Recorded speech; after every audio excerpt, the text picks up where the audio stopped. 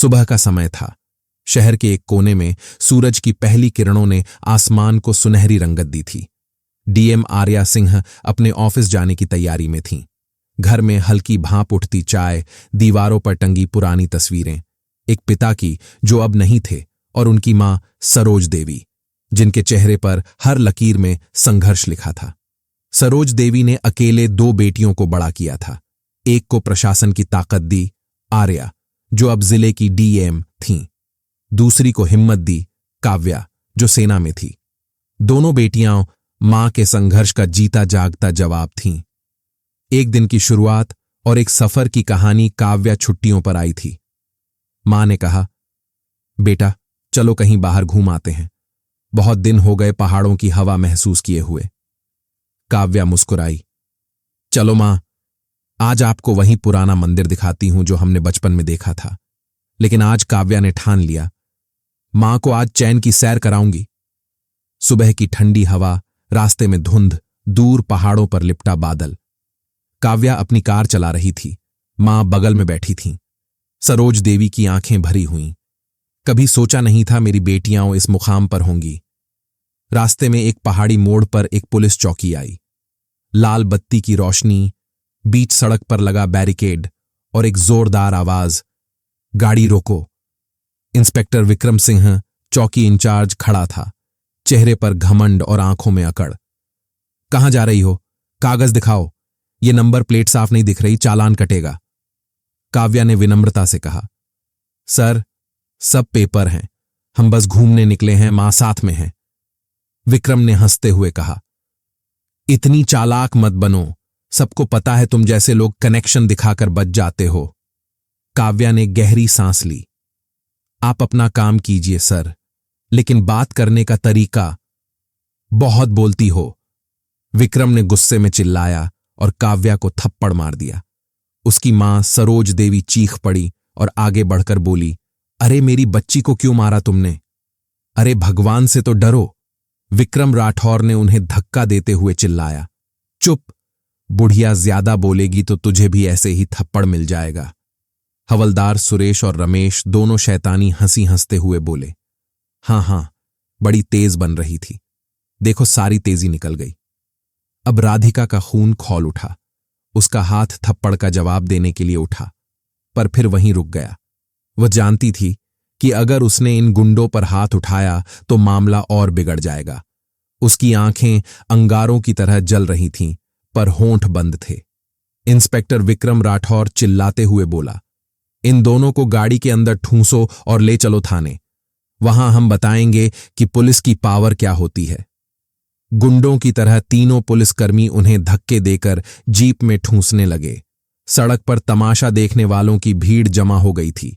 कुछ लोग मोबाइल निकालकर वीडियो बना रहे थे, पर किसी की हिम्मत नहीं हुई कि आगे बढ़कर बोल सके। इसी भीड़ में एक नौजवान लड़का चुपचाप पूरी घटना रिकॉर्ड कर रहा था। उसे अंदाजा भी नहीं था कि उसका यह वीडियो आने वाले वक्त में पुलिस की गुंडागर्दी के खिलाफ तूफान खड़ा करने वाला है। जीप में राधिका अपनी मां को सीने से लगाए बैठी थी। शांति देवी रो रही थी और बेटी के चेहरे पर पड़े थप्पड़ के निशान देखकर सिसक रही थी। राधिका की आंखें आसमान की तरफ टिक गईं। चेहरे पर खामोशी थी, लेकिन दिल में एक आग जल चुकी थी। वह जानती थी यह अपमान चुपचाप नहीं सहने वाली। थाने पहुंचते ही विक्रम राठौर मूंछों पर ताव देता हुआ गरजा, अबे हवालत में ठूंस दो इन दोनों को, सुबह तक सारी अकड़ निकाल देंगे, फिर देखेंगे इनकी औकात। हवलदार सुरेश और रमेश ने धक्के मारकर मां बेटी को एक बदबूदार कोठरी में बंद कर दिया। दरवाजा बंद होते ही कोठरी की दीवारों में उनकी सिसकियों की गूंज गूंजने लगी। लेकिन इन पुलिस वालों को इस बात का पता नहीं था कि बाहर एक ऐसा तूफान था जिसकी कान में थोड़ी सी भी भनक लग गई तो उसके चपेट में थाने समेत इनकी पूरी जिंदगी को तबाह कर देने वाली थी। उसकी मां सरोज देवी ने रोते हुए कहा, बिटिया, यह लोग हमें कहां बंद कर दिए, अब क्या होगा? काव्या ने अपनी मां को गले से लगा लिया। उसकी अपनी आंखों में भी आंसू थे, लेकिन आवाज में फौलाद जैसी मजबूती थी। मां, तुम चिंता मत करो, मैं हूं ना, बस थोड़ी देर की बात है, सब ठीक हो जाएगा। थाने में एक चाय वाला लड़का जो अक्सर डीएम ऑफिस भी चाय देने जाता था, उसने काव्या को पहचान लिया। वह कांप गया। अरे ये तो आर्मी वाली मैडम है, डीएम साहिबा की छोटी बहन। लेकिन इंस्पेक्टर के खौफ से वह कुछ बोल नहीं पाया और चुपचाप वहां से खिसक गया। थोड़ी देर बाद एक सब इंस्पेक्टर शराब के नशे में धुत होकर हवालत के पास आया। हाथ में बोतल लहराते हुए बोला, बे कौन हो? तुम दोनों बड़ी भईपी बनी फिरती हो, बताती क्यों नहीं अपना असली नाम? काव्या ने उसकी तरफ नफरत से देखा पर कुछ बोली नहीं। वह शराबी दरोगा भी कुछ और उल्टा सीधा बकता हुआ चला गया। धीरे धीरे रात गहराने लगी। हवालत के अंदर मच्छरों की भिनभिनाहट, सीलन की बदबू और घुटन बढ़ती जा रही थी। सरोज देवी को अस्थमा की शिकायत थी। उस घुटन भरे माहौल में उनका दम घुटने लगा। वह जोर जोर से खांसने लगी। काव्या घबरा गई। उसने दरवाजा पीटना शुरू कर दिया। कोई है, दरवाजा खोलो, मेरी मां की तबीयत खराब हो रही है, प्लीज किसी डॉक्टर को बुलाई। उसने बार बार आवाज दी, लेकिन उसकी आवाज थाने के शोर में दब कर रह गई। बाहर से एक सिपाही की आवाज आई, अबे चुपचाप पड़ी रह, ड्रामा मत कर, सुबह से पहले कोई दरवाजा नहीं खुलेगा। पूरी रात काव्या अपनी मां का सिर गोद में रखे बैठी रही। वह अपनी मां की पीठ सहलाती रही, उन्हें हिम्मत देती रही। सुबह होते होते उसकी आंखें रोष और बेबसी से लाल हो चुकी थीं। अभी तक जिले के किसी भी बड़े अधिकारी को खबर नहीं थी कि एक आर्मी ऑफिसर और जिले की डीएम की मां एक अंधेरी कोठरी में कैद है। दूसरी तरफ जिला प्रशासन में हड़कंप मचना शुरू हो गया था। डीएम आर्या सुबह से अपनी मां और बहन को फोन कर रही थी, लेकिन दोनों का फोन बंद आ रहा था। उन्होंने अपने ड्राइवर को घर भेजा तो पता चला कि वे सुबह से ही बाहर निकली हैं और लौटी नहीं। आर्या का दिल किसी अनहोनी की आशंका से बैठने लगा। तभी सोशल मीडिया पर वह वीडियो किसी ने पोस्ट कर दिया। पुलिस की गुंडागर्दी मां बेटी को सरेआम बीच रास्ते पर बदसलूकी की और जीप में डाला। वीडियो आग की तरह फैलने लगा। लोग पुलिस के खिलाफ गुस्से भरे कमेंट्स कर रहे थे। यही वीडियो व्हाट्सएप ग्रुप्स के जरिए घूमता हुआ डीएम आर्या के पीए के पास पहुंचा। उसने वीडियो देखा और उसके पैरों तले जमीन खिसक गई। उसने कांपते हाथों से डीएम मैडम के केबिन का दरवाजा खटखटाया। आर्या उस वक्त एक जरूरी मीटिंग में थी। उसने इशारे से पीए को रोकने को कहा, लेकिन पीए की आंखों में जो घबराहट थी उसे देखकर आर्या ने मीटिंग रोक दी और उसके पास वाले कमरे में गई और बोली, क्या बात है विकास, सब ठीक तो है? विकास ने लड़खड़ाती आवाज में कहा, मैडम एक वीडियो है। आर्या ने फोन हाथ में लिया और वीडियो प्ले किया। जैसे जैसे वीडियो आगे बढ़ा, आर्या के चेहरे का रंग बदलने लगा। उसकी शांत आंखों में पहले हैरानी, फिर गुस्सा और फिर एक भयानक तूफान उभर आया। जब उसने इंस्पेक्टर विक्रम राठौर को अपनी फौजी बहन काव्या के गाल पर थप्पड़ मारते देखा तो उसके हाथ कांपने लगे। फोन उसके हाथ से छूटते छूटते बचा। उसकी मां, उसकी प्यारी मां, जिसे उसने कभी ऊंची आवाज में बात तक नहीं की थी, सड़क पर गिड़गिड़ा रही थी।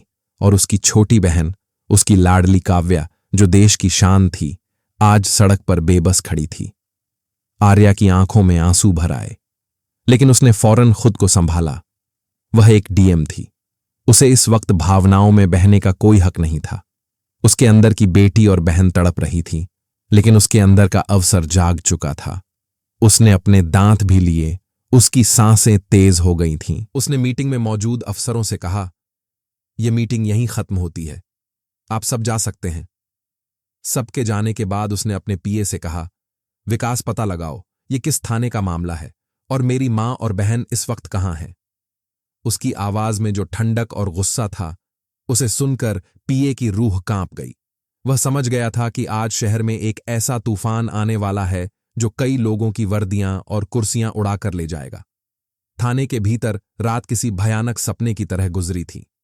सुबह की पहली किरण जब हवालात की छोटी सी जाली से छनकर अंदर आई तो वह अपने साथ कोई उम्मीद नहीं बल्कि और ज्यादा बेबसी लेकर आई थी। सरोज देवी की हालत अब और बिगड़ चुकी थी। उनका सांस लेना मुश्किल हो रहा था और वह लगभग बेहोश थी। काव्या ने उनका सिर अपने घुटनों पर रखा हुआ था। रात भर की मिन्नतों के बाद भी किसी ने एक गिलास पानी तक नहीं दिया था। एक सिपाही पास से गुजरा। काव्या भरी नजरों से उसे देखा, बोला, हम अपराधियों के लिए डॉक्टर नहीं बुलाते, मर जाए तो एक गिनती कम होगी। यह शब्द काव्या के दिल में किसी जहरीले खंजर की तरह उतर गए। उसे लगा जैसे किसी ने उसकी आत्मा पर चोट की हो। फिर भी वह चुप रही। उसकी आंखों में अब आंसू नहीं, बल्कि एक फौजी का ठंडा गुस्सा था, जो ज्वालामुखी की तरह फटने का इंतजार कर रहा था। इसी बीच थाने के बाहर का माहौल बदलने लगा था। वह वायरल वीडियो अब सिर्फ शहर में नहीं, बल्कि पूरे राज्य में फैल चुका था। तमाम सोशल मीडिया प्लेटफॉर्म्स पर लोग लिख रहे थे, क्या यही है सिस्टम का असली चेहरा? अगर यह डीएम की फैमिली है, तो आम आदमी का क्या होता होगा? मीडिया चैनलों को भी खबर लग चुकी थी। रिपोर्टर्स की गाड़ियां थाने के बाहर जमा होने लगी थीं। किसी को अंदर जाने की इजाजत नहीं थी, लेकिन कैमरे लगातार बाहर से हर हरकत को कैद कर रहे थे। थाने का इंस्पेक्टर विक्रम राठौर इस सबसे बेखबर अपने ऑफिस में बैठा चाय की चुस्कियां ले रहा था। उसे लग रहा था कि उसने 2 आवारा औरतों को सबक सिखाकर बड़ा तीर मारा है। तभी उसका मोबाइल बजा, स्क्रीन पर नाम चमक रहा था। एएसपी साहब, उसने अकड़कर फोन उठाया। जय हिंद सर। दूसरी तरफ से एएसपी साहब की घबराई हुई और गुस्से से भरी आवाज आई। विक्रम, तुम्हारे थाने में बीती रात कोई खास गिरफ्तारी हुई है क्या? इंस्पेक्टर ने सीना चौड़ा करके कहा। हां सर, 2 औरतें पकड़ी थीं, स्कूटी पर थीं, अकड़ दिखा रही थी। शक हुआ तो हवालात में डाल दिया, सुबह तक सारी गर्मी निकल जाएगी। एसपी की आवाज अब दहाड़ में बदल गई। बर्बाद कर दिया तुमने। वह 2 औरतें कोई और नहीं, इस जिले की डीएम आर्या सिंह की मां और उनकी आर्मी ऑफिसर बहन है, और वह वीडियो पूरे देश में घूम रहा है। मुख्यमंत्री तक बात पहुंच गई है। तुमने डीएम की फैमिली को हवालात में डाला और उनके साथ बदतमीजी की थप्पड़ मारा। किस अधिकार से? बेवकूफ इंस्पेक्टर विक्रम राठौर के हाथ से फोन लगभग छूट गया। उसके चेहरे का रंग उड़ गया, जैसे किसी ने उसका सारा खून निचोड़ लिया हो। उसने लड़खड़ाती आवाज में कहा, सर, हमको नहीं पता था, उन्होंने बताया। नहीं सर, हमसे गलती हो गई, माफ कर दीजिए सर, ईएसपी ने चीखते हुए कहा। तुम्हें अब जवाब मुख्यमंत्री और चीफ सेक्रेटरी को देना पड़ेगा। अभी इसी वक्त उन्हें बाहर निकालो, और अगर उन्हें कुछ हुआ तो मैं तुम्हें जिंदा जमीन में गाड़ दूंगा। फोन कट चुका था। इंस्पेक्टर विक्रम राठौर की दुनिया घूम गई थी। वह पागलों की तरह अपनी कुर्सी से उठा और हवालात की तरफ भागा। चाबी लाओ, जल्दी खोलो दरवाजा। सिपाही दौड़ा दौड़ा चाबी लेकर आया। दरवाजा खोला गया। अंदर का मंजर देखकर इंस्पेक्टर की आत्मा कांप गई। काव्या नीचे जमीन पर बैठी थी।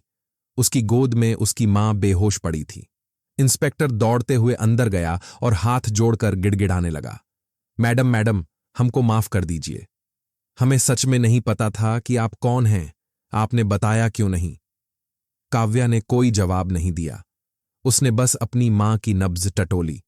वह बहुत धीमी चल रही थी। उसने इंस्पेक्टर की तरफ ऐसी नजरों से देखा कि वह कांप गया। जल्दी एम्बुलेंस बुलाओ। उसकी आवाज में एक फौजी का हुक्म था। इंस्पेक्टर ने कांपते हाथों से मोबाइल निकालकर एम्बुलेंस को फोन किया। 5 मिनट के अंदर एम्बुलेंस थाने पहुंच गई। सरोज देवी को स्ट्रेचर पर लिटाया गया। काव्या भी उनके साथ एम्बुलेंस में बैठ गई। अस्पताल पहुंचते पहुंचते सरोज देवी की हालत और नाजुक हो गई। उन्हें सीधे आईसीयू में भर्ती किया गया। डॉक्टर ने बताया कि उन्हें घुटन और मानसिक आघात की वजह से सीवियर अस्थमा अटैक आया है।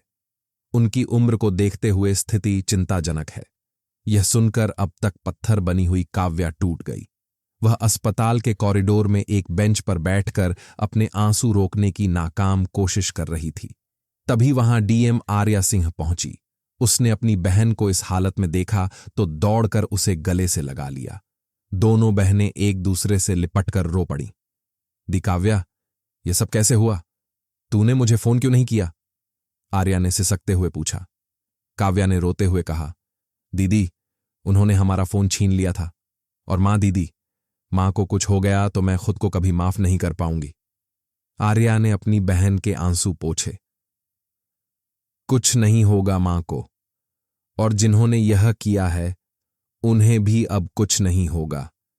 क्योंकि उनकी जिंदगी की सबसे बड़ी सजा अब शुरू होने वाली है। कुछ देर बाद एएसपी, डीआईजी और जिले के बड़े अफसर अस्पताल पहुंचे। एएसपी ने हाथ जोड़कर कहा, मैडम, हमें माफ कर दीजिए।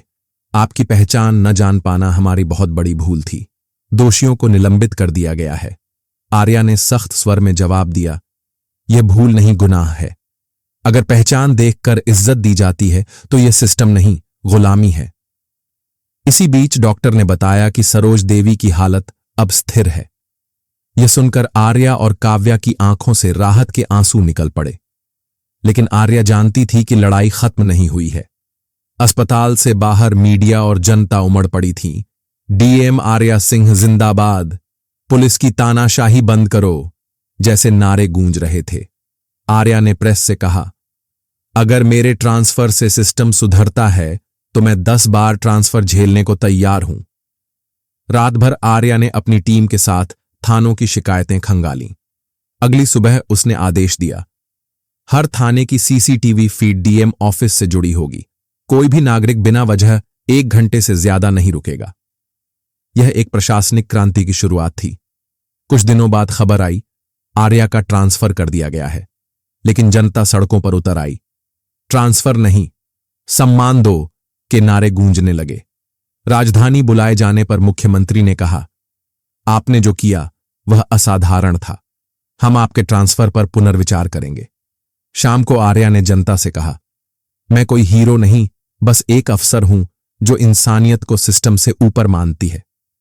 मुख्यमंत्री ने मंच से घोषणा की, आर्या सिंह का ट्रांसफर रद्द किया जाता है और पूरे राज्य में मानव सम्मान अभियान शुरू होगा। भीड़ तालियों से गूंज उठी।